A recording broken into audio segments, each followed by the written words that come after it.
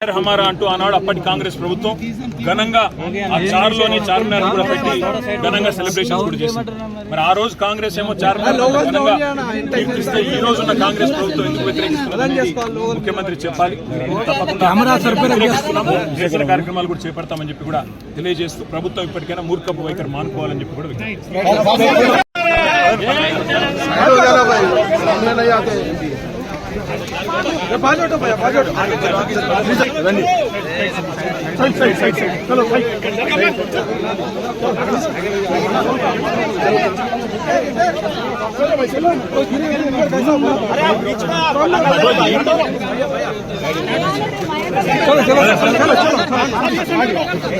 నిర్ణయం ఏదైతే ఈ ప్రభుత్వాన్ని దీన్ని మేము తీవ్రంగా నిరసిస్తున్నాం. చార్మినార్ ను తొలగించడం అంటే ప్రతి హైదరాబాద్ ని అవమానించడమే, ప్రతి ఒక్కరి అగౌరవపరిచినట్టే. రాష్ట్ర ప్రభుత్వానికి మిమ్మల్ని ఎన్నుకున్నది ప్రజల బతుకులు మార్చమని, ప్రజలకు మేలు చేయమని, పథకాలు అమలు చేయమని ఇచ్చిన వాగ్దానాలు నిలబెట్టుకోమని. అంతేగాని ఇవాళ చార్మినార్ ని తొలగిస్తా, కాకతీయ కళాతోరణాన్ని తొలగిస్తా అంటూ మూర్ఖపు నిర్ణయాలు ఏదైతే ముఖ్యమంత్రి రేవంత్ రెడ్డి చేస్తా ఉన్నాడు వారికి మేము తెలంగాణ ప్రజల పక్షాన చేసే ఇలాంటి మూర్ఖపు నిర్ణయాలు విరమించుకోండి. ప్రజలతో అనవసరంగా ప్రజల ఆత్మగౌరవాన్ని దెబ్బతీసే తెలంగాణ ఉద్యమకారుల ఆత్మగౌరవాన్ని దెబ్బతీసే విధంగా వ్యవహారం చేయకండి. హైదరాబాద్ जो है तेलंगाना की शान है, हैदराबाद जो तेलंगाना की शान है उसकी पहचान चारमीनार है. ना सिर्फ हिंदुस्तान में बल्कि पूरे दुनिया में चारमीनार और हैदराबाद दोनों एक दूसरे के साथ ऐसे जुड़े हुए हैं जिनको कोई अलग नहीं कर सकता.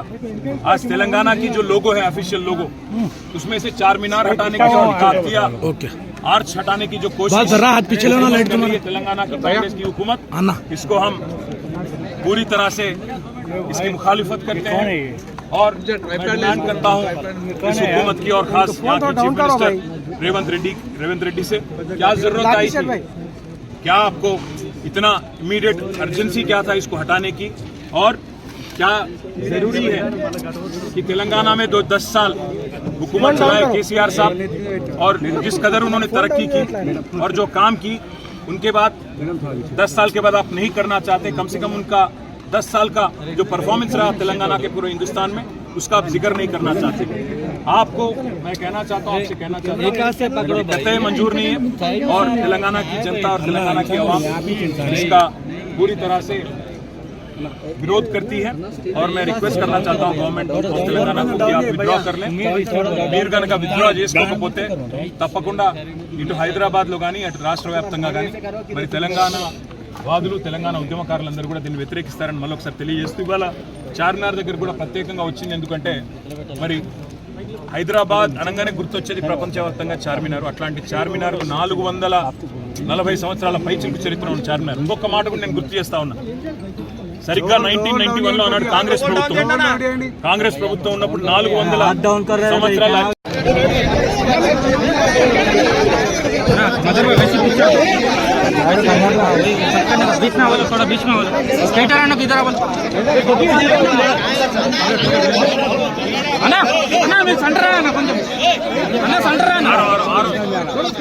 थोड़ा पीछे आ जाओ, पीछे हटो.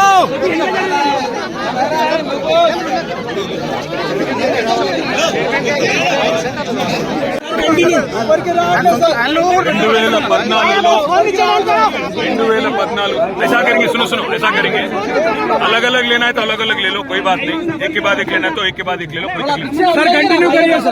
10 ఎన్నో త్యాగాలతో, ఎన్నో పోరాటాలతో సాధించుకున్న తెలంగాణలో ఈరోజు దశాబ్ది ఉత్సవాలు నిజానికి ఒక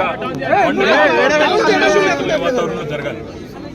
మరి 10 ఏళ్లలో సాధించిన ప్రగతిని కాదని, 10 ఏళ్లలో జరిగిన పనిని కాదని, అభివృద్ధిని ఒక మొండి వైఖరితో కేవలం కేసీఆర్ గారి పేరు రాకూడదు, కేసీఆర్ గారి పేరు వినబడకూడదు అనే ఒక మూర్ఖపు ఆలోచనతో కాంగ్రెస్ ప్రభుత్వం ఏదైతే గత 10 ఏళ్లలో జరిగిన ప్రగతిని కానరానియకుండా, గత 10 ఏళ్లలో జరిగిన పనిని కానరానియకుండా కొన్ని మూర్ఖపు నిర్ణయాలు తీసుకుంటా ఉంది. అందులో ముఖ్యంగా ఈ రేవంత్ రెడ్డి ప్రభుత్వం వచ్చిన తర్వాత తెలంగాణ రాష్ట్ర రాజముద్రలో తెలంగాణ వారసత్వానికి, తెలంగాణలోని గొప్పతనానికి, ఇక్కడి సాంస్కృతిక చిహ్నాలకు గొప్ప సింబల్ గా ఉన్న హైదరాబాద్ అంటేనే ప్రపంచవ్యాప్తంగా ముందుగా గుర్తొచ్చేది బ్రహ్మాండంగా చార్మినార్ ఒకటే కాదు, ఇవాళ తెలంగాణ అంటేనే గుర్తొచ్చేది కాకతీయ వారసత్వానికి చిహ్నంగా ఉన్న కాకతీయ కళాతోరణం. హైదరాబాద్ తెలంగాణకి మొదటి ప్రాముఖ్యత కలిగిన పట్టణం, ప్రాముఖ్యత కలిగిన పట్టణం, సెకండ్ లార్జెస్ట్ సిటీ వరంగల్. అదేవిధంగా ఓరుగల్లు సామ్రాజ్యానికి, అదేవిధంగా మన సాంస్కృతిక వారసత్వానికి ఉన్న కాకతీయ కళాతోరణాన్ని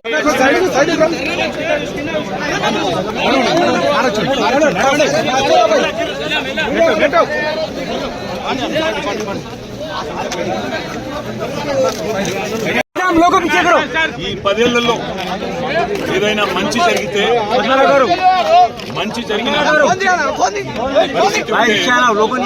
దాని గురించి వివరంగా ప్రజలకు చెప్పాలి, దేశానికి చెప్పాలి. అదేవిధంగా తెలంగాణ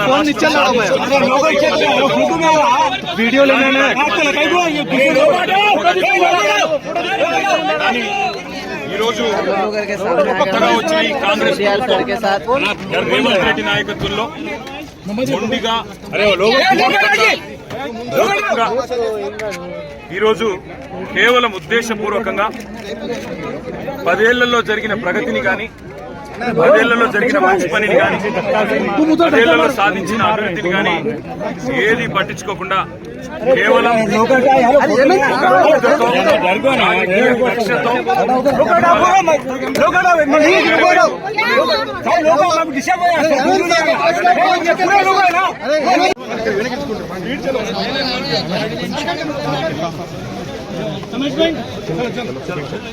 स्टॉप बोले सर, स्टॉप बोले भाई.